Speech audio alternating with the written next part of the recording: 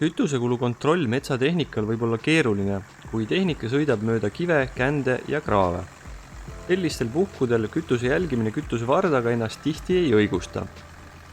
Metsatehnikal soovitame kasutada kütusekulu jälgimiseks läbivoolu mõõdikut, millel on pealevoolu ja tagasivoolu kamber. Kütuse vooluhulga mõõdik näitab päeva lõpuks täpselt, kui palju on mootor kütust tarbinud. Ei mingeid kütusevardast tulenevaid ebakõlasid enam.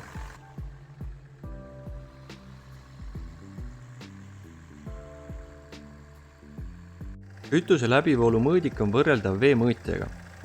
Mõlemal juhul on tegu kinnise süsteemiga, mis mõõdab tarbitud kogust. Kinnise süsteemi näitajaid ei mõjuta ei kivid, kännud ega kraavid metsas ja näitab täpset tarbimist. Võimaldab ka metsalankide kohta pidada arvestust ja näha täpseid kulusid, kui palju on kütust kulunud iga langi ülestöötamiseks ja väljavedamiseks.